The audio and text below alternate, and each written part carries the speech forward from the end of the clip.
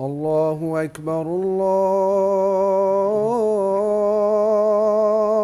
الله أكبر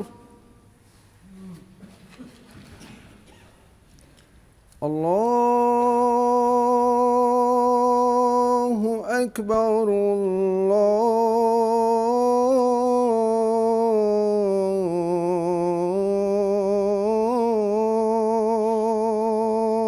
الله أكبر. أشهد أن لا إله إلا الله.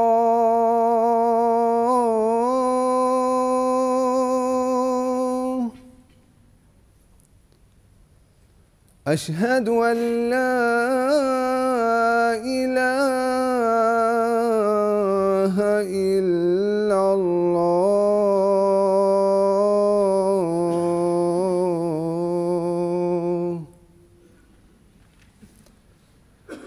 أشهد أن محمدًا رسول الله.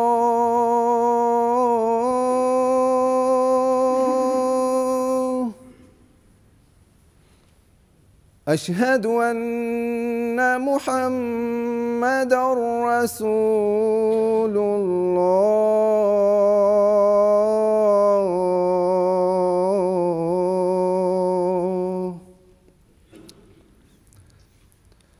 حي على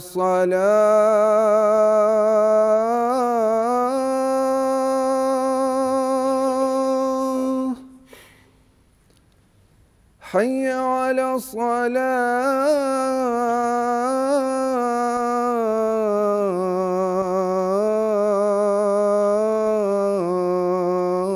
الصلاة. حي على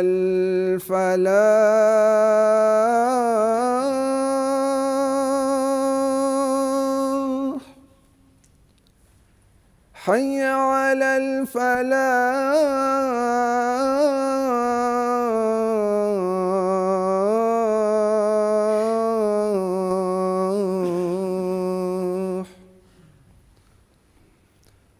الله أكبر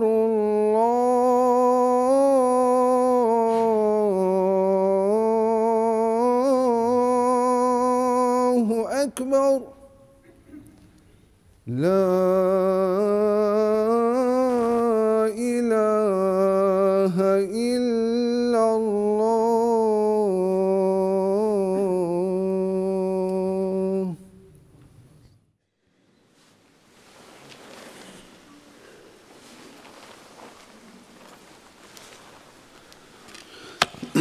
السلام عليكم ورحمة الله.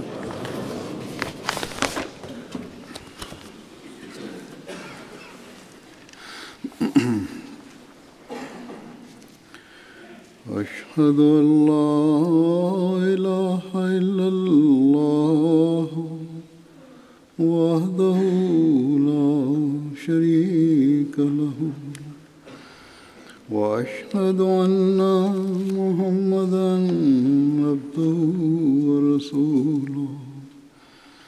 أما بعد فأعوذ بالله من الشيطان الرجيم. بسم الله الرحمن الرحيم. الحمد لله رب العالمين الرحمن الرحيم مالك يوم الدين إياك نعبد وإياك نستعين اهدنا الصراط المستقيم صراط الذين أنعمت عليهم غير المغضوب عليهم ولا الضالين.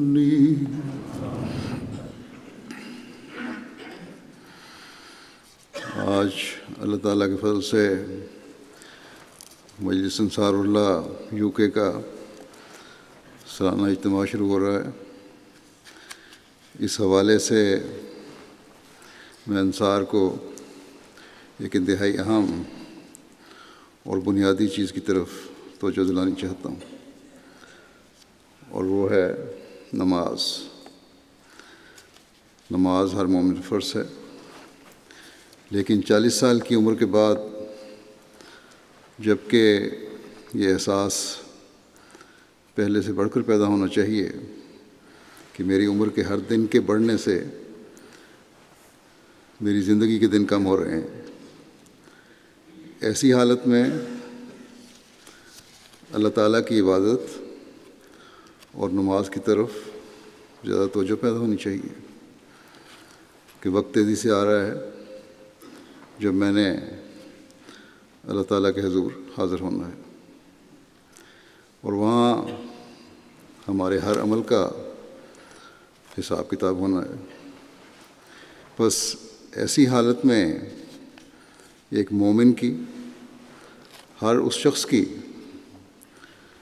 جس کو مرنے کے بعد کی زندگی اور یوم آخرت پر ایمان ہے، فکر ہونی چاہیے کہ ہم اللہ تعالیٰ کی بھی حق ادا کرنے والے ہوں اور اس کے بندوں کے بھی حقوق ادا کرنے والے ہوں. اور ایسی حالت میں اللہ تعالیٰ کے حضور حاضر ہوں جب اپنی کوشش کے مطابق یہ حقوق ادا کر رہے ہوں. نماز کے پڑھنے کی طرف جب بھی اللہ تعالیٰ نے توجہ دلائی ہے تو اس طرف توجہ دلائی کہ نماز میں باقاعدگی بھی ہو، تمام نمازیں وقت پر ادا ہوں اور باجماعت ادا ہوں. نماز کے قائم کرنے کا حکم ہے، اور نماز کے قائم کرنے کا مطلب ہی نماز کو وقت پر اور باجماعت ادا کرنا ہے. لیکن دیکھنے میں آیا ہے انصار اللہ والے بھی اپنی رپورٹوں سے جائزہ لیتے ہوں گے، اور جائزہ لینا چاہیے کہ باوجود اس کے کہ انصار کی عمر ایک پختہ اور سنجیدگی کی عمر ہے، نماز باجماعت کی طرف اس طرح توجہ نہیں ہے جو ہونی چاہیے. بس انصار اللہ کو خاص طور پر سب سے زیادہ اس بات کی طرف توجہ دینی چاہیے کہ ان کا ہر ممبر نماز باجماعت کا عادی ہو، بلکہ ہر ناصر کو خود اپنا جائزہ لینا چاہیے اور کوشش کرنی چاہیے کہ وہ نماز باجماعت کا عادی ہوں، سوائے بیماری اور معذوری کی صورت کے. نماز باجماعت ادا کرنے کی انتہائی کوشش کرنی چاہیے. اگر قریب کوئی مسجد اور نماز سینٹر نہیں ہے تو علاقے کے کچھ لوگ کسی گھر میں جمع ہو کر نماز باجماعت پڑھ سکتے ہیں. اگر یہ سہولت بھی نہیں تو گھر کے افراد مل کر نماز باجماعت پڑھیں. اس سے بچوں کو بھی نوجوانوں کو بھی نماز اور باجماعت نماز کی اہمیت کا احساس ہوگا. بس انصار اللہ حقیقی رنگ میں انصار اللہ تبھی بن سکتے ہیں جب اللہ تعالیٰ کے دین کو قائم کرنے اور اس پر عمل کرنے اور کروانے میں اپنا کردار ادا کریں۔ اگر اللہ تعالیٰ کی عبادت جو انسان کی پیدائش کا مقصد ہے اس پر عمل نہیں کر رہے اور جن کے نگران بنائے گئے ہیں ان سے عمل نہیں کروا رہے یا عمل کروانے کی کوشش نہیں کر رہے، اپنے نمونے پیش نہیں کر رہے، تو صرف نام کے انصار اللہ ہے۔ آج تلواروں اور تیروں کی جنگ نہیں ہو رہی جہاں مددگاروں کی ضرورت ہے۔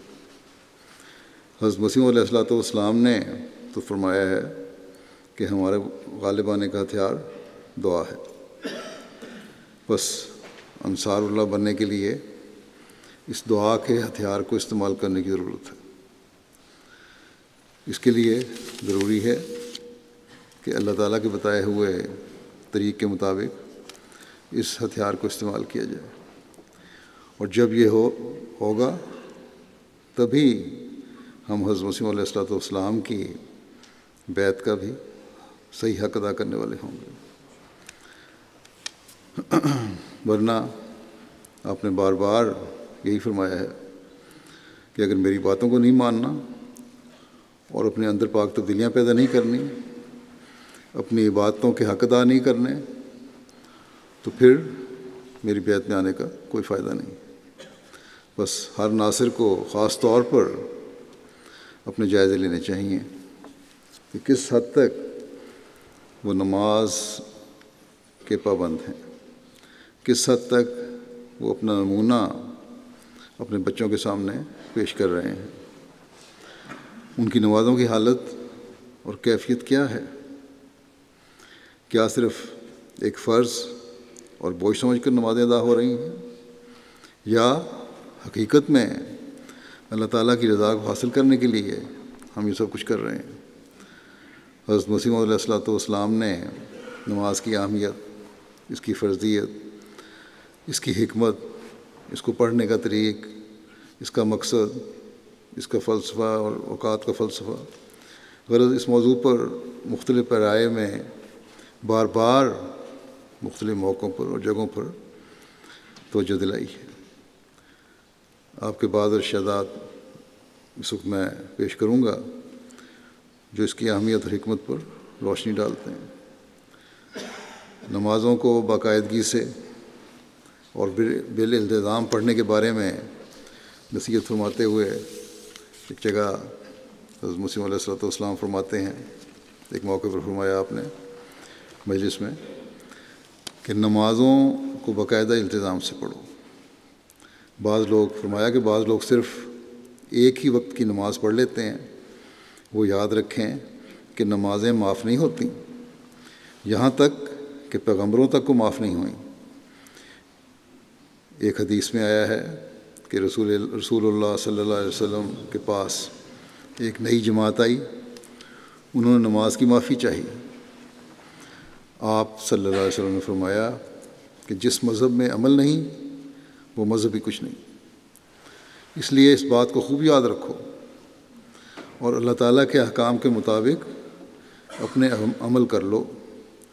اللہ تعالیٰ فرمایا کہ اللہ تعالیٰ فرماتا ہے کہ اللہ تعالیٰ کے نشانوں میں سے ایک یہ بھی نشان ہے کہ آسمان اور زمین اس کے امر سے قائم رہ سکتے ہیں۔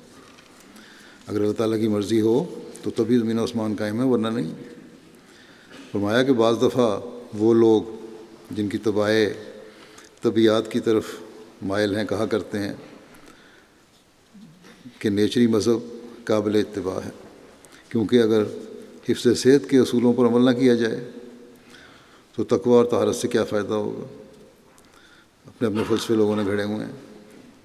آپ فرماتے ہیں کہ سو واضح رہے کہ اللہ تعالیٰ کے نشانوں میں سے یہ بھی ایک نشان ہے کہ بعض وقت ادویات بیکار رہ جاتی ہیں اور حفظ صحت کے اسباب میں کسی کام نہیں آ سکتے، نہ دوا کام آ سکتی ہے نہ طبیب حاذق کام۔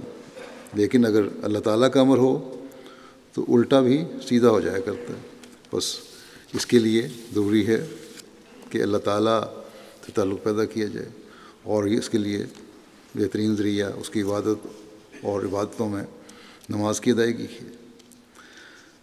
پھر نماز کی حقیقت اور اہمیت اور انسان کو اس کی ضرورت اور نماز کی کیا کیفیت ہونی چاہیے، ان باتوں کی وضاحت فرماتے ہوئے ایک موقع پر آپ علیہ السلام نے فرمایا کہ نماز کیا ہے؟ فرمایا کہ ایک خاص دعا ہے، مگر لوگ اس کو بادشاہوں کا ٹیکسٹ سمجھتے ہیں۔ نادان اتنا نہیں جانتے کہ بھلا خدا تعالیٰ کو ان باتوں کی کیا حاجت ہے، اس کے غنائے ذاتی کو اس بات کی کیا حاجت ہے کہ انسان دعا، تسبیح اور تحلیل میں مصروف ہے، بلکہ اس میں انسان کا اپنا فائدہ ہی فائدہ ہے کہ وہ اس طریق پر اپنے مطلب کو پہنچ جاتا ہے۔ نمازوں کے ذریعے سے جو اس کی حاجات پوری ہوتی ہیں، جو اس کا مقصد زندگی ہے وہ پورا ہوتا ہے، وہ اپنے مطلب کو پہنچتا ہے۔ فرمایا کہ مجھے یہ دیکھ کر بہت افسوس ہوتا ہے کہ آج کل عبادات اور تقویٰ اور دینداری سے محبت نہیں ہے۔ اس کی وجہ ایک عام زہریلا اثر رسم کا ہے۔ اسی وجہ سے اللہ تعالیٰ کی محبت سرد ہو رہی ہے اور عبادت میں جس قسم کا مزہ آنا چاہیے وہ مزہ نہیں آتا۔ فرمایا کہ دنیا میں کوئی ایسی چیز نہیں جس میں لذت اور ایک خاص حظ اللہ تعالیٰ نے نہ رکھا ہو۔ ہر چیز میں لذت رکھی ہے اور ایک خاص قسم کا اس میں ایک حظ محسوس کرتا ہے انسان۔ فرمایا کہ جس طرح پر ایک مریض ایک عمدہ اور خوش ذائقہ چیز کا مزہ نہیں اٹھا سکتا اور وہ اسے تلخ یا بالکل پھیکا سمجھتا ہے۔ مریض ہیں، ان کے منہ بدمزہ ہو جاتے ہیں، زبان بکبکی ہو جاتی ہے، تو ان کو کسی چیز کا مزہ نہیں آتا۔ اکثر مریضوں سے ہم یہ دیکھتے ہیں۔ فرمایا کہ اسی طرح وہ لوگ جو عبادت الہی میں حظ اور لذت نہیں پاتے، ان کو اپنی بیماری کا فکر کرنا چاہیے۔ جن کو حظ نہیں آتا نماز میں، اس کا مطلب وہ بھی بیمار ہیں، کیونکہ جیسا میں نے ابھی کہا ہے، فرمایا جیسا میں نے ابھی کہا ہے، دنیا میں کوئی ایسی چیز نہیں ہے جس میں خدا تعالیٰ نے کوئی نہ کوئی لذت نہ رکھی ہو۔ اللہ تعالیٰ نے بنی نوع انسان کو عبادت کے لیے پیدا کیا، تو پھر کیا وجہ ہے کہ اس عبادت میں اس کے لیے لذت اور سرور نہ ہو؟ لذت اور سرور تو ہے، مگر اس سے حظ اٹھانے والا بھی تو کوئی ہو۔ اللہ تعالیٰ فرماتا ہے کہ وما خلقت الجن والانس الا لیعبدون۔ اب انسان جب عبادت کے لیے ہی پیدا ہوا ہے تو پھر ضروری ہے کہ عبادت میں لذت اور سرور بھی درجہ غائب کا رکھا ہو، اعلیٰ درجے کا لذت اور سرور بھی ہونا چاہیے عبادت میں۔ نہیں تو اللہ تعالیٰ نے صرف پیدا کیا اور کوئی مقصد نہیں اس کا، یا اس کا کوئی فائدہ نہیں ہے یا سرور نہیں اس میں حاصل ہو رہا، تو کس طرح انسان کر سکتا ہے وہ کام؟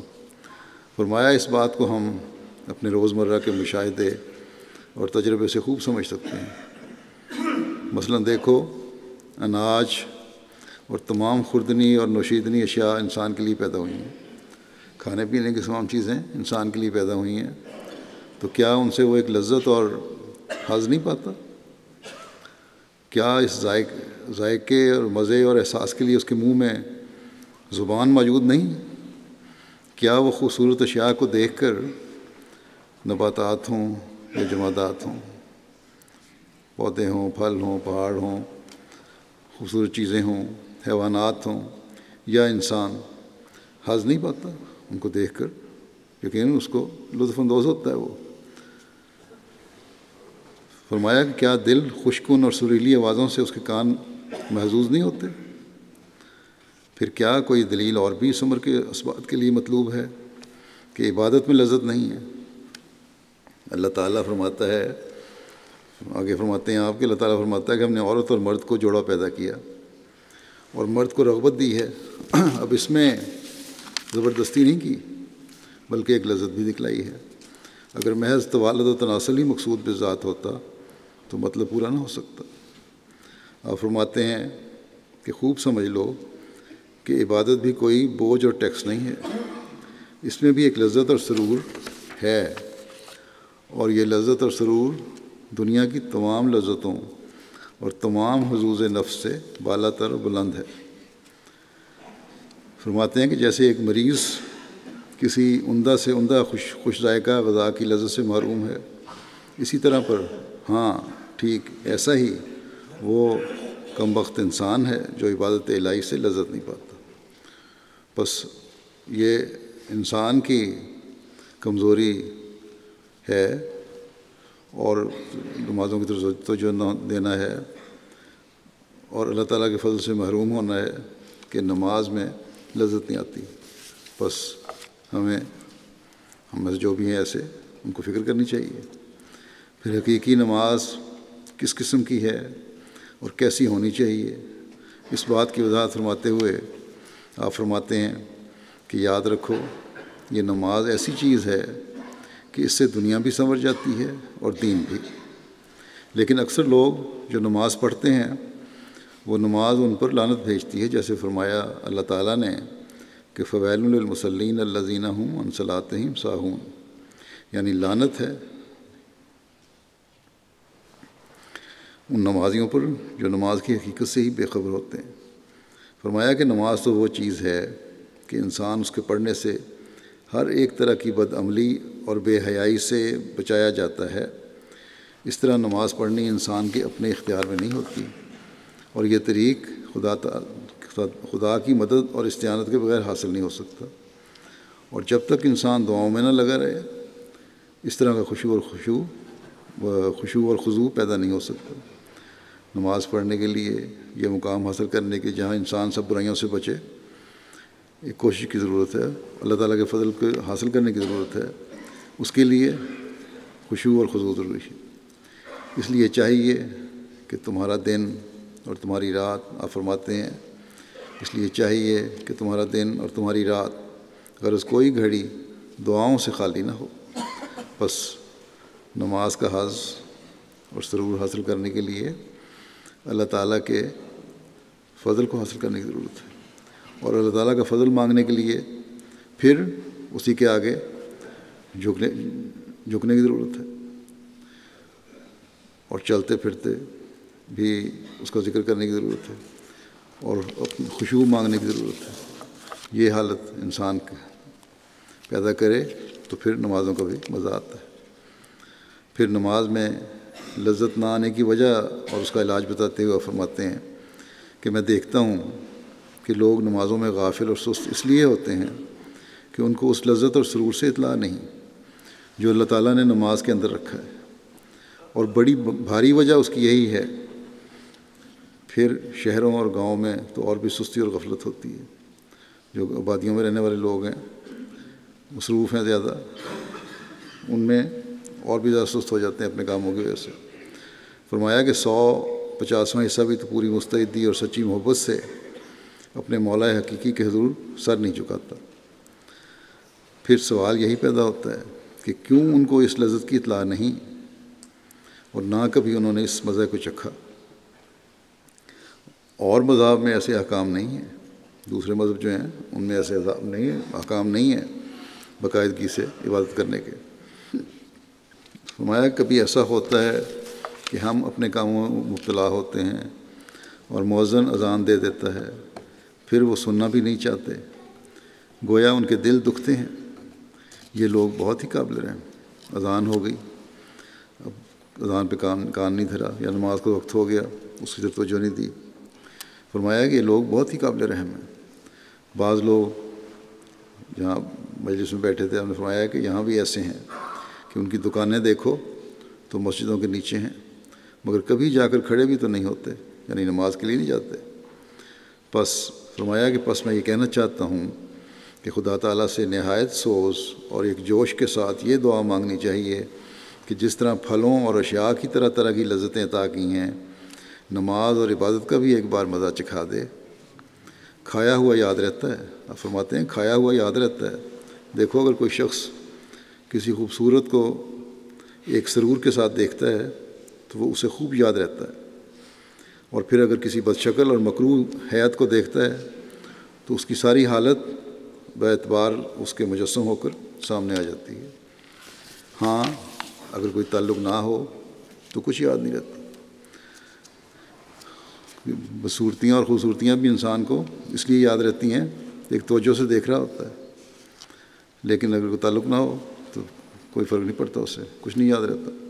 فرمایا کہ اسی طرح بے نمازوں کے نزدیک نماز ایک تاوان ہے کہ ناحق صبح اٹھ کر سردی میں وضو کر کے خواب راحت کو چھوڑ کر کئی قسم کی آسائشوں کو کھو کر پھر پڑھنی پڑتی ہے۔ اصل بات یہ ہے کہ اسے بیزاری ہے۔ فرمایا کہ اصل بات یہ ہے کہ اسے بیزاری ہے، وہ اس کو سمجھ نہیں سکتا۔ اس لذت اور شہوت سے جو نماز میں ہے اس کو اطلاع ہی نہیں ہے، اس کو پتہ ہی نہیں کہ کیا لذت اور راحت ہے نماز میں۔ فرمایا پھر نماز میں لذت کیوں کر حاصل ہو؟ میں دیکھتا ہوں، آپ فرماتے ہیں کہ میں دیکھتا ہوں کہ ایک شرابی اور نشے باز انسان کو جب سرور نہیں آتا تو وہ پے در پے پیالے پیتا جاتا ہے، یہاں تک کہ اس کو ایک قسم کا نشہ آ جاتا ہے۔ دانش مند اور بزرگ انسان اس سے فائدہ اٹھا سکتا ہے، اور وہ یہ کہ نماز پر دوام کرے، باقاعدگی کرے، جب تک مزہ نہ آئے نماز پڑھتا جائے، دعا کرتا جائے اللہ تعالیٰ سے کہ اے اللہ مجھے نماز میں وہ سرور اور حظ دے جو اور چیزوں میں دیا ہوا ہے تو نے۔ فرمایا دوام کرے اور پڑھتا جاوے یہاں تک کہ اس کو سرور آ جاوے۔ اور جیسے شرابی کے ذہن میں ایک لذت ہوتی ہے جس کا حاصل کرنا اس کا مقصود بالذات ہوتا ہے، اسی طرح سے ذہن میں اور ساری طاقتوں کا رجحان نماز میں اسے سرور کا حاصل کرنا ہو۔ ساری جو قوتیں ہیں اس طرف لگائے کہ میں نے نماز میں سرور حاصل کرنا، مزہ اٹھانا ہے نماز کا۔ فرمایا اور پھر ایک خلوص اور جوش کے ساتھ کم از کم اس نشے باز کے اضطراب اور کرب کو کی مانند ہی ایک دعا پیدا ہو کہ وہ لذت حاصل ہو، تو میں کہتا ہوں، آپ فرماتے ہیں اگر یہ دعا پیدا ہو، ایک کرب پیدا ہو، اضطراب پیدا ہو، تو فرمایا اس لذت کے حاصل کرنے کے لیے آپ فرماتے ہیں تو میں کہتا ہوں اور سچ کہتا ہوں کہ یقیناً وہ لذت حاصل ہو جاوے گی۔ پھر آپ فرماتے ہیں پھر نماز پڑھتے وقت ان مفاد کا حاصل کرنا بھی ملحوظ ہو جو اسے ہوتے ہیں، اور احسان پیش نظر رہے۔ ان الحسنات یذہبن السیئات، نیکیاں فرماتے ہیں نیکیاں بدیوں کو زائل کر دیتی ہیں، اللہ تعالیٰ فرماتا ہے پس ان حسنات کو اور لذات کو دل میں رکھ کر دعا کرے کہ وہ نماز جو کہ صدیقوں اور محسنوں کی ہے وہ نصیب کرے۔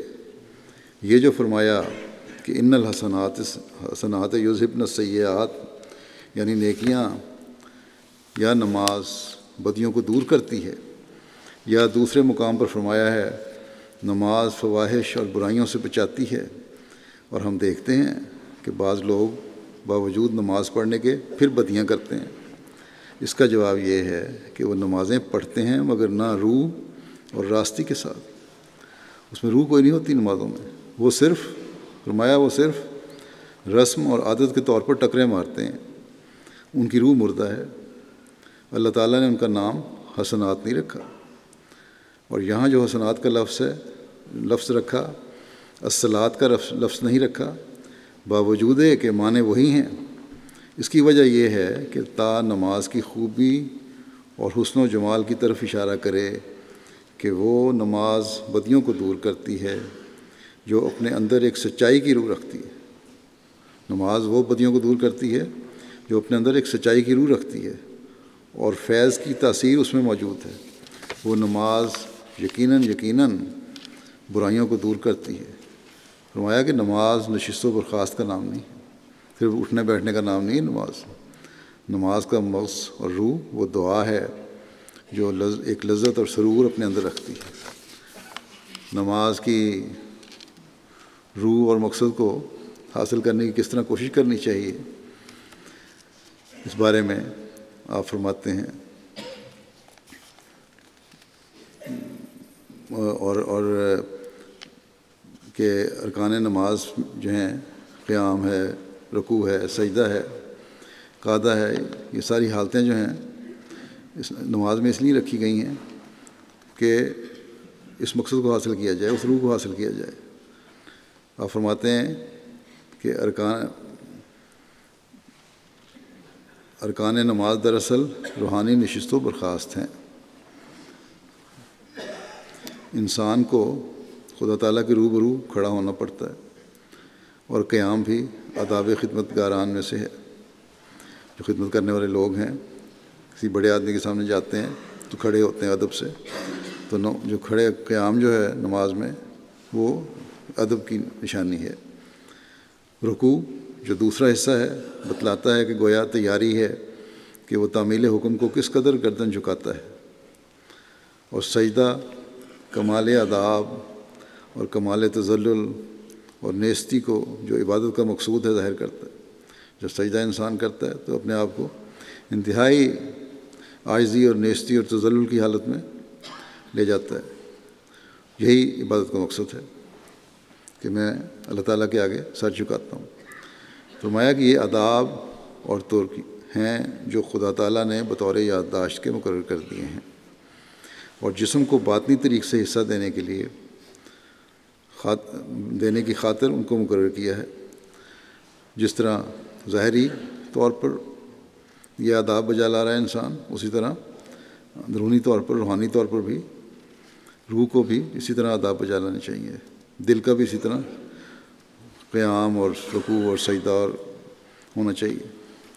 فرمایا کہ علاوہ ازیں باطنی طریق کے اسبات کی خاطر ایک ظاہری طریق بھی رکھ دیا ہے۔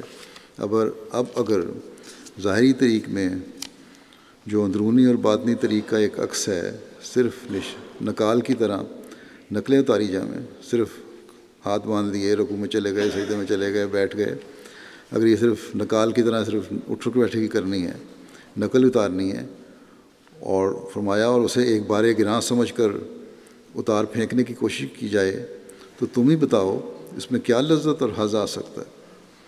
اور جب تک لذت اور سرور نہ آئے اس کی حقیقت کیوں کر متحقق ہوگی؟ پتہ نہیں لگ سکتا جب تک لذت اور سرور نہیں آیا کہ نماز کی حقیقت کیا ہے۔ فرمایا اور یہ اس وقت ہوگا جب کہ روح بھی ہمہ نیستی اور تذلل تام ہو کر آستانہ الوہیت پر گرے۔ بس روح کو بھی اسی طرح سجدہ کرنا چاہیے اور اللہ تعالیٰ کے آگے گرنا چاہیے جس طرح انسان کا جسم سجدے میں چلا جاتا ہے۔ اور جو زبان بولتی ہے روح بھی بولے، جو الفاظ زبان سے بولے جا رہے ہیں وہ دل سے نکلنے والے الفاظ ہوں۔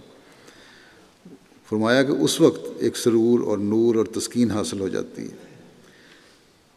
میں اس کو فرماتے ہیں کہ میں اس کو اور کھول کر لکھنا چاہتا ہوں کہ انسان جس قدر مراتب طے کر کے انسان ہوتا ہے، یعنی کہاں نطفہ، بلکہ اس سے بھی پہلے نطفے کے اجزاء یعنی مختلف قسم کی اغذیہ اور ان کی ساخت اور بناوٹ، پھر نطفے کے بعد مختلف مدارت کے بعد بچہ، پھر جوان، بوڑھا، غرض ان تمام عالموں میں جو اس پر مختلف اوقات میں گزرے ہیں اللہ تعالیٰ کی ربوبیت کا معترف ہو، اور وہ نقشہ ہر آن اس کے ذہن میں کھنچا رہے، وہ اس قابل ہو سکتا ہے کہ ربوبیت کے مد مقابل میں اپنی عبودیت کو ڈال دے۔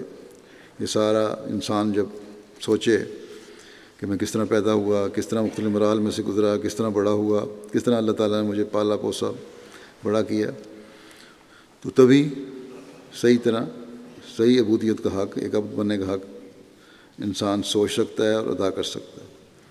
فرمایا کہ غرض مدعا یہ ہے کہ نماز میں لذت اور سرور بھی عبودیت اور ربوبیت کے ایک تعلق سے پیدا ہوتا ہے۔ جب تک اپنے آپ کو عدم محض یا مشابہ بالعدم قرار دے کر بے وقت اور بے حقیقت نہ سمجھو گے، جب تک جو ربوبیت کا ذاتی تقاضا ہے نہ ڈال دے، اس کا فیضان اور پرتاؤ اس پر نہیں پڑتا۔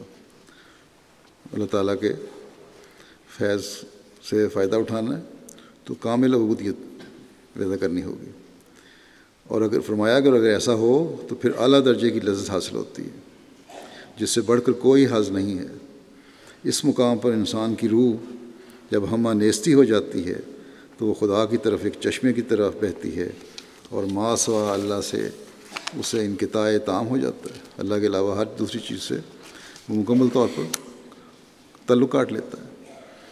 اس وقت خدا تعالیٰ کی محبت اس پر گرتی ہے۔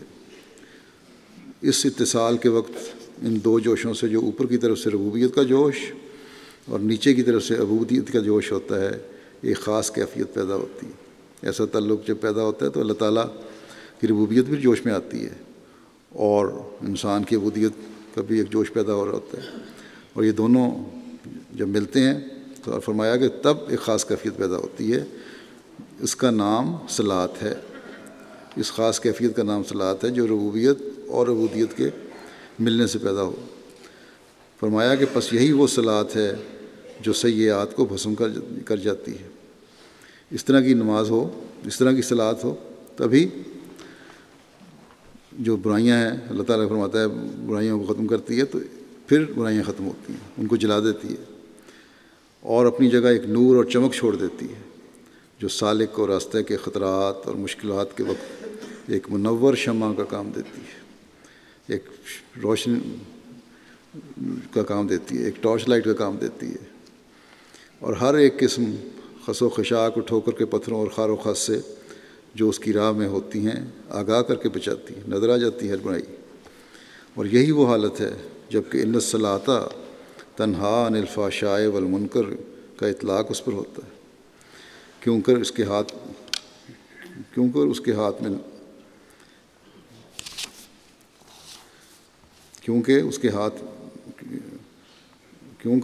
میں نہیں، اس کے دل میں ایک روشن چراغ ہوا ہوتا ہے۔ فرمایا کہ اور یہی وہ حالت ہے جب کہ ان الصلاۃ تنہا عن الفحشاء والمنکر کا اطلاق اس پر ہوتا ہے، اور کہ نماز جو ہے وہ فحشاء اور گناہوں سے روکتی ہے، غلط چیزوں سے روکتی ہے۔ اس کے دل میں فرمایا کہ اس کے دل میں ایک روشن چراغ ہوا ہوتا ہے اس وقت، اور یہ درجہ کامل تذلل، کامل نیستی اور کامل فروتنی اور پوری اطاعت سے حاصل ہوتا ہے۔ فرمایا پھر گناہ کا خیال اسے کیوں کرا سکتا ہے؟ جب یہ حالت ہو جاتی ہے تو گناہ کا خیال کس طرح آ سکتا ہے، اور انکار اس میں پیدا ہی نہیں ہو سکتا۔ فرمایا کہ فحشاء کی طرف اس کی نظر اٹھ ہی نہیں سکتی، غرض ایک ایسی لذت، ایسا سرور حاصل ہوتا ہے کہ میں نہیں سمجھ سکتا کہ اسے کیوں کر بیان کروں۔ پھر اس بات کی وضاحت فرماتے ہوئے کہ ایک غیرت مند مومن ہر حالت میں صرف اللہ تعالیٰ کے آگے ہی جھکتا ہے اور جھکنا چاہیے، اور اللہ تعالیٰ کے غیر کو کسی صورت میں بھی اپنی امیدوں اور توجہ کا مرکز نہیں بنانا چاہیے۔ آپ فرماتے ہیں پھر یہ بات بھی یاد رکھنے قابل ہے کہ یہ نماز جو اپنی اصلی معنوں میں نماز ہے، دعا سے حاصل ہوتی ہے۔ نماز بھی دعا سے حاصل ہوتی ہے۔ غیر اللہ سے سوال کرنا مومنانہ غیرت کے صریح اور سخت مخالف ہے، کیونکہ یہ مرتبہ دعا کا اللہ ہی کے لیے ہے۔ جب تک انسان پورے طور پر خفیف ہو کر اللہ تعالیٰ ہی سے سوال نہ کرے اور اسی سے نہ مانگے، سچ سمجھو کہ حقیقی طور پر وہ سچا مسلمان اور سچا مومن کہلانے کا مستحق نہیں۔ اسلام کی حقیقت یہ ہے کہ اس کی تمام طاقتیں اور اندرونی ہوں یا بیرونی، سب کی سب اللہ تعالیٰ ہی کے آستانے پر گری ہوئی ہوں۔ جس طرح پر ایک بڑا انجن بہت سے کلوں کو چلاتا ہے، بہت سے پرزوں کو چلاتا ہے ایک انجن، بس اسی طور پر جب تک انسان اپنے ہر کام اور ہر حرکت و سکون کو اسی انجن کی طاقت عظمیٰ کے متحد نہ کر لے ہوئے، وہ کیوں کر اللہ تعالیٰ کی الوہیت کا قائل ہو سکتا ہے، اور اپنے آپ کو انی وجہت وجہ للذی فطر السماوات والارض کہتے وقت واقعی حنیف کہہ سکتا ہے؟ جیسے منہ سے کہتا ہے ویسے ہی ادھر کی طرف متوجہ ہو۔ جب تمہاری تمام توجہ اللہ تعالیٰ کی طرف پھیرنے کا اظہار کرتا ہے اور اپنے آپ کو عبادت کرنے والا موحد کہتا ہے، تو فرمایا کہ پھر تمام توجہ اس طرف متوجہ ہونی چاہیے۔ فرمایا جب ایسی حالت ہو تو لا ریب وہ مسلم ہے، تب یقیناً وہ مسلمان ہے، وہ مومن ہے اور حنیف ہے۔ لیکن جو شخص اللہ تعالیٰ کے سوا غیر اللہ سے سوال کرتا ہے اور ادھر بھی جھکتا ہے، وہ یاد رکھے کہ بڑا ہی بدقسمت اور محروم ہے کہ اس پر وقت آ جانے والا ہے کہ وہ زبانی اور نمائشی طور پر اللہ تعالیٰ کی طرف نہ جھک سکے۔ فرمایا کہ ترک نماز کی عادت اور کسل کی ایک وجہ یہ بھی ہے کیونکہ جب انسان غیر اللہ کی طرف جھکتا ہے تو روح اور دل کی طاقت اس درخت کی طرح جس کی شاخیں ابتداءً ایک طرف کر دی جائیں اور اس طرف جھک کر پرورش پالیں، ادھر ہی جھکتا ہے۔ بس یہ بہت اہم بات ہے۔ جب نماز ترک کی یا کمزوریاں دکھائیں نماز پڑھنے میں، سستی دکھائی، اور اللہ کے سوا کی اور طرف انحصار زیادہ کرنا شروع کر دیا، تو پھر انسان دور ہٹتا چلا جاتا ہے، اس درخت کی طرح جس کی شاخوں کا رخ اگر ایک طرف پھیر دیا جائے تو آہستہ آہستہ وہ شاخیں اسی طرف بڑھنی شروع ہو جاتی ہیں۔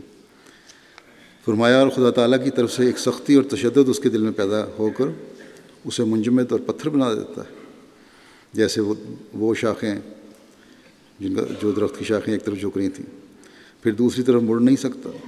اسی طرح پر دل اور روح دن بدن خدا تعالیٰ سے دور ہوتی جاتی ہے۔ بس یہ بڑی خطرناک اور دل کو کپکپا دینے والی بات ہے کہ انسان اللہ تعالیٰ کو چھوڑ کر دوسرے سے سوال کرے۔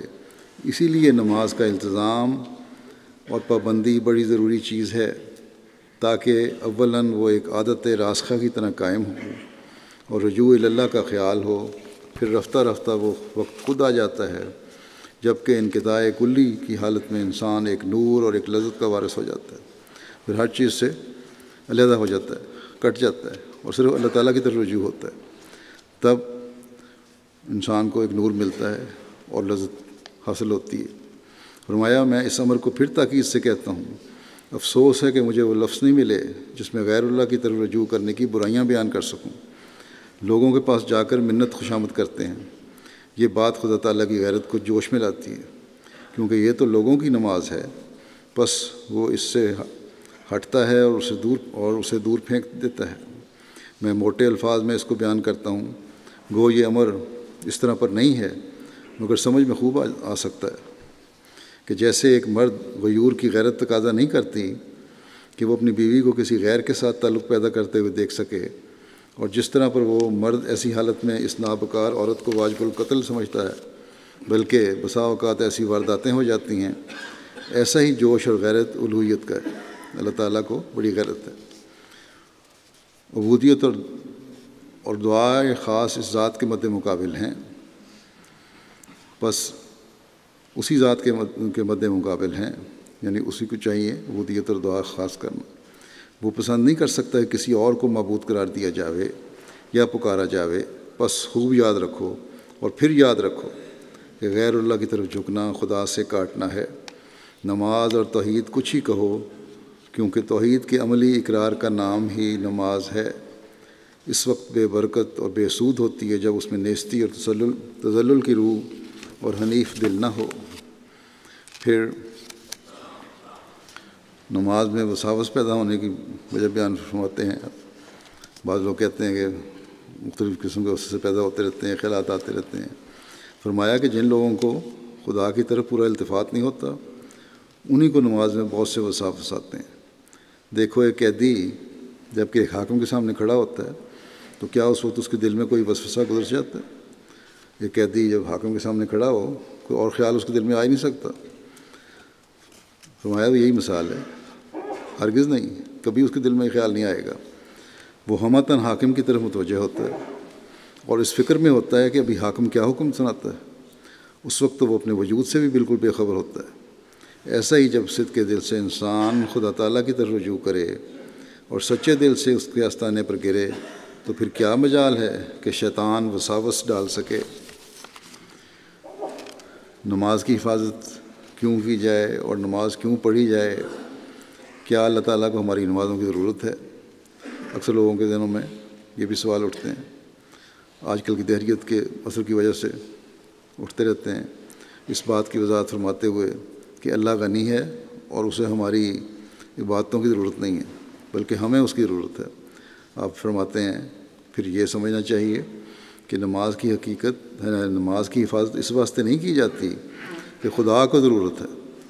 خدا تعالیٰ کو ہماری نمازوں کی کوئی ضرورت نہیں، وہ تو غنی عن العالمین ہے، اس کو کسی کی حاجت نہیں، بلکہ اس کا مطلب یہ ہے کہ انسان کو ضرورت ہے، اور یہ ایک راز کی بات ہے کہ انسان خود اپنی بھلائی چاہتا ہے اور اس لیے وہ خدا سے مدد طلب کرتا ہے، کیونکہ یہ سچی بات ہے کہ انسان کا خدا تعالیٰ سے تعلق ہو جانا حقیقی بھلائی کا حاصل کر لینا ہے۔ ایسے شخص کی اگر تمام دنیا دشمن ہو جائے اور اس کی ہلاکت کے درپے رہے تو اس کا کچھ بگاڑ نہیں سکتی، اور خدا تعالیٰ کو ایسے شخص کی خاطر اگر لاکھوں کروڑوں انسان بھی ہلاک کرنے پڑیں تو کر دیتا ہے، اور اس ایک کے بجائے لاکھوں کو فنا کر دیتا ہے۔ صحابہ کس طرح غالب آئے اس کی وضاحت کرتے ہوئے فرماتے ہیں، اخلاص جیسی اور کوئی تلوار دلوں کو فتح کرنے والی نہیں۔ ایسے ہی امور سے وہ لوگ دنیا پر غالب آئے تھے، صرف زبانی باتوں سے کبھی ہو نہیں سکتا۔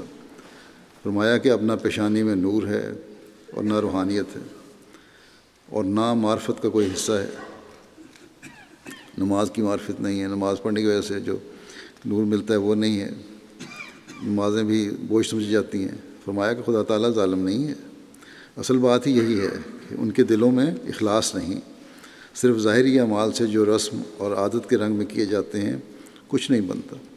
اللہ تعالیٰ کا فضل ہے، جماعت میں بہت سارے ایسے ہیں جو خالص ہو کر نمازیں پڑھنے والے ہیں۔ یہ عمومی حالت آپ اس زمانے کی بیان فرما رہے ہیں، بس یہ ہمارے لیے بھی سبق ہے اور ایک تنبیہ بھی ہے، ان باتوں کا خیال رکھیں۔ فرمایا اس سے کوئی یہ نہ سمجھ لے کہ میں نماز کی تحقیر کرتا ہوں، وہ نماز جس کا ذکر قرآن میں ہے اور وہ معراج ہے۔ بھلا ان نمازیوں سے کوئی پوچھے تو صحیح کہ ان کو سورہ فاتحہ کے معنی بھی آتے ہیں۔ 50 برس کے نمازی ملیں گے، مگر نماز کا مطلب اور حقیقت پوچھو تو اکثر بے خبر ہوں گے، حالانکہ تمام دنیاوی علوم ان علوم کے سامنے ہیچ ہیں۔ بائیں دنیاوی علوم کے واسطے تو جان توڑ اور محنت اور کوشش کی جاتی ہے، اور اس طرف سے ایسی بے التفاتی ہے کہ اسے جنتر منتر کی طرح پڑ جاتے ہیں۔ اکثر مسلمانوں میں سے یہی دیکھیں گے حالت۔ فرمایا میں تو یہاں تک بھی کہتا ہوں کہ اس بات سے مت رکو کہ نماز میں اپنی زبان میں دعائیں کرو، بے شک اردو میں، پنجابی میں، انگریزی میں، جو جس کی زبان ہو اسی میں دعا کر لے، مگر ہاں یہ ضروری ہے کہ خدا تعالیٰ کے کلام کو اسی طرح پڑھو، اس میں اپنی طرف سے کچھ دخل مت دو، اس کو اس طرح پڑھو اور معنی سمجھنے کی کوشش کرو۔ اسی طرح معصورہ دعاؤں کا بھی اسی زبان میں التزام رکھو۔ قرآن اور معصورہ دعاؤں کے بعد جو چاہو خدا تعالیٰ سے مانگو، اور جس زبان میں چاہو مانگو، وہ سب زبانیں جانتا ہے، سنتا ہے، قبول کرتا ہے۔ فرمایا اگر تم اپنی نماز کو باحلاوت اور پرذوق بنانا چاہتے ہو تو ضروری ہے کہ اپنی زبان میں کچھ نہ کچھ دعائیں کرو، مگر اکثر یہی دیکھا گیا ہے کہ نمازیں تو ٹکر مار کر پوری کر لی جاتی ہیں، پھر لگتے ہیں دعائیں کرنے۔ غیر احمدیوں میں یہ رواج ہے اکثر مسلمان ملکوں میں کہ نماز جلدی جلدی پڑھ لی، اس کے بعد ہاتھ اٹھا کے دعا کرنے لگے۔ فرمایا یہ دعائیں کرنے لگ جاتے ہیں نماز۔ فرمایا کہ اس سے ظاہر تو یہی لگتا ہے کہ نماز تو ایک ناحق کا ٹیکس ہوتا ہے، اگر کچھ اخلاص ہوتا ہے تو نماز کے بعد میں ہوتا ہے۔ یہ نہیں سمجھتے کہ نماز خود دعا کا نام ہے، جو بڑے عجز، انکسار، خلوص اور اضطراب سے مانگی جاتی ہے۔ بڑے بڑے عظیم الشان کاموں کی کنجی صرف دعا ہی ہے۔ خدا تعالیٰ کے فضل کے دروازے کھولنے کا پہلا مرحلہ دعا ہی ہے۔ فرمایا کہ نماز کو رسم اور عادت کے رنگ میں پڑھنا مفید نہیں، بلکہ ایسے نمازیوں پر تو خود اللہ تعالیٰ نے لعنت اور ویل بھیجا ہے، چاہے جائے کہ ان کی نماز کو قبولیت کا شرف حاصل ہو۔ ویل للمصلین خدا تعالیٰ نے فرمایا ہے، یہ ان نمازیوں کے حق میں ہے جو نماز کی حقیقت سے اور اس کے مطالب سے بے خبر ہیں۔ صحابہ تو خود عربی زبان رکھتے تھے اور اس کی حقیقت کو خوب سمجھتے تھے، مگر ہمارے واسطے ضروری ہے کہ اس کے معنی سمجھیں اور اپنی نماز میں اس طرح حلاوت پیدا کریں، مگر ان لوگوں نے تو ایسا سمجھ لیا ہے جیسے کہ دوسرا نبی آ گیا اور اس نے گویا نماز کو منسوخ ہی کر دیا۔ آپ کے خلاف جو باتیں کرتے ہیں لوگ، ان کے بارے میں آپ فرما رہے ہیں، جب میں یہ کہتا ہوں کہ اپنی زبان میں دعائیں کرو تو کہتے ہیں کہ نئی شریعت چلے آئے۔ فرمایا دیکھو خدا تعالیٰ کا اس میں فائدہ نہیں، بلکہ خود انسان ہی کا اس میں بھلا ہے کہ اس کو خدا تعالیٰ کی حضوری کا موقع دیا جاتا ہے، عرض معروض کرنے کی عزت عطا کی جاتی ہے، جس سے یہ بہت سی مشکلات سے نجات پا سکتا ہے۔ میں حیران ہوں کہ وہ لوگ کیوں کر زندگی بسر کرتے ہیں جن کا دن بھی گزر جاتا ہے اور رات بھی گزر جاتی ہے، مگر وہ نہیں جانتے کہ ان کا کوئی خدا بھی ہے۔ یاد رکھو کہ ایسا انسان آج بھی ہلاک ہوا اور کل بھی۔ فرمایا کہ میں ایک ضروری نصیحت کرتا ہوں، کاش لوگوں کے دل میں پڑ جاوے۔ دیکھو عمر گزری جا رہی ہے، غفلت کو چھوڑ دو اور تضرع اختیار کرو، اکیلے ہو کر خدا تعالیٰ سے دعا کرو کہ خدا ایمان کو سلامت رکھے اور تم پر وہ راضی اور خوش ہو جاوے۔ ایک موقع پر نصیحت کرتے ہوئے کہ حقیقی نماز کیا چیز ہے، آپ فرماتے ہیں کہ والذین جاہدوا فینا لنہدینہم سبلنا، پوری کوشش سے اس کی راہ میں لگے رہو، منزل مقصود تک پہنچ جاؤ گے۔ کوشش کرو، جہاد کرو۔ فرمایا کہ توبہ استغفار کرو اور وصولی اللہ کا ذریعہ ہے، اس طرف توجہ دینی چاہیے۔ اور جو لوگ کوشش کرتے ہیں، اللہ تعالیٰ یہ فرماتا ہے ہمارے راستے میں جو کوشش کرتے ہیں ان کو ہم پھر صحیح رستوں کی طرف رہنمائی بھی کر دیتے ہیں۔ فرمایا کہ اللہ تعالیٰ کو کسی سے بخل نہیں۔ آخر انہی مسلمانوں میں سے وہ تھے جو قطب اور ابدال اور غوث ہوئے، اب بھی اس کی رحمت کا دروازہ بند نہیں۔ قلب سلیم پیدا کرو، نماز سنوار کر پڑھو، دعائیں کرتے رہو، ہماری تعلیم پر چلو، ہم بھی دعا کریں گے۔ یاد رکھو ہمارا طریق بیان ہی وہی ہے جو حضرت صلی اللہ علیہ وسلم اور صحابہ کرام کا تھا۔ آج کل فقراء نے کئی بدعتیں نکال لی ہیں، یہ چلے اور ورد وظائف جو انہوں نے راج کر لیے ہیں ہمیں ناپسند ہیں۔ بہت سارے لوگ لکھتے ہیں کہ بتائیں فلاں کیا دعا کریں، خاص دعا کیا ہے، خلاص کوشش کیا کرنی چاہیے۔ اصل چیز نماز ہے، نماز کی طرف پوری توجہ ہونی چاہیے ہر احمدی کی۔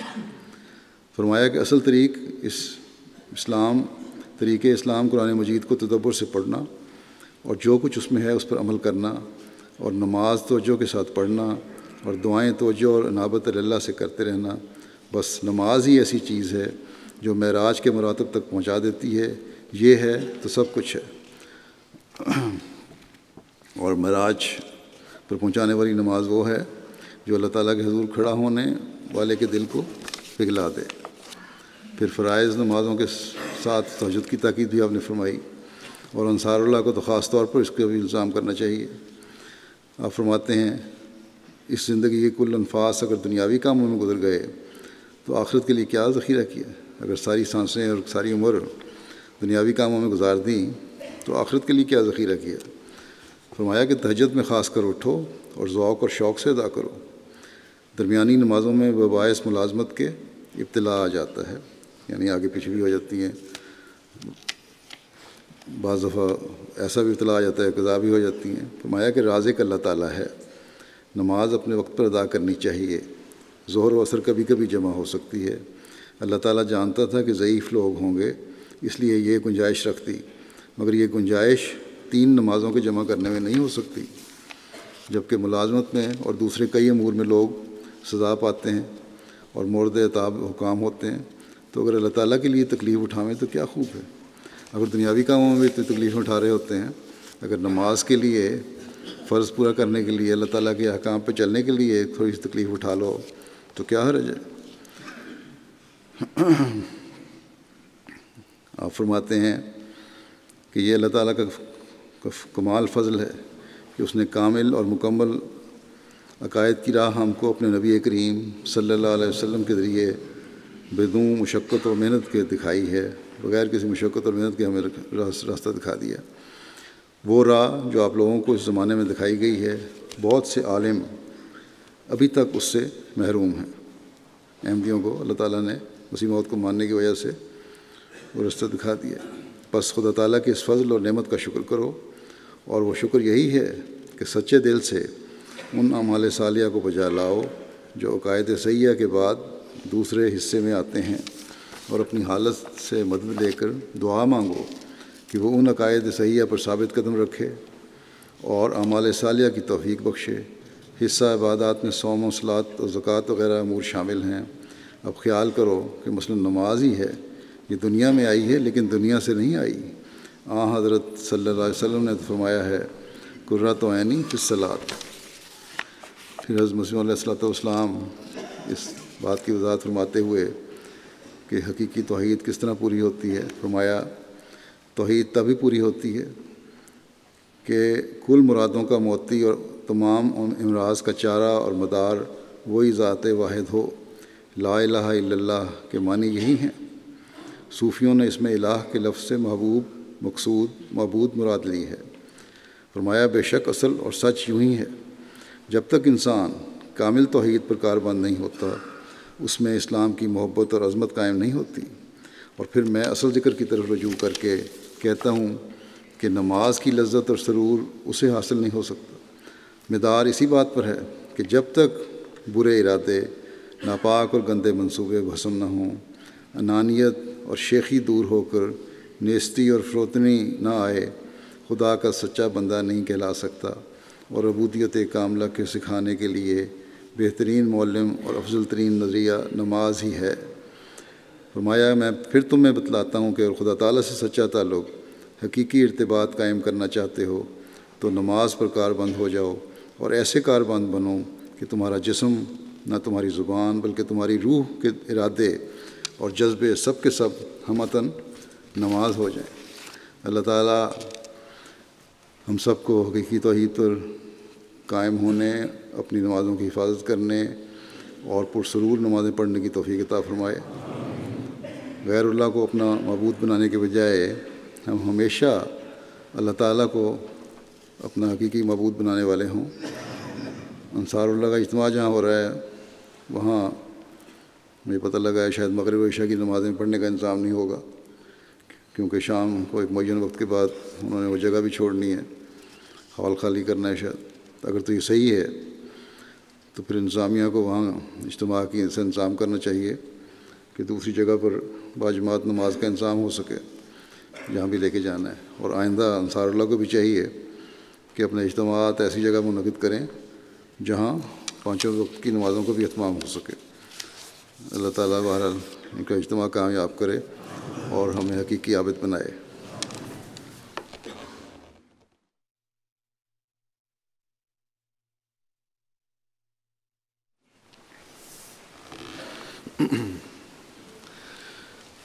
الحمد لله نحمده ونستعينه ونستغفره ونؤمن به ونتوكل عليه ونعوذ بالله من شرور أنفسنا ومن سيئات أعمالنا من يهده الله فلا مضل له ومن يضلل فلا هادي له ونشهد أن لا إله إلا الله ونشهد أن محمدا عبده ورسوله عباد الله رحمكم الله إن الله يأمر بالعدل والإحسان وإيتاء ذي القربى وينهى عن الفحشاء والمنكر والبغي يعظكم لعلكم تذكرون اذكروا الله يذكركم وادعوه يستجب لكم ولذكر الله أكبر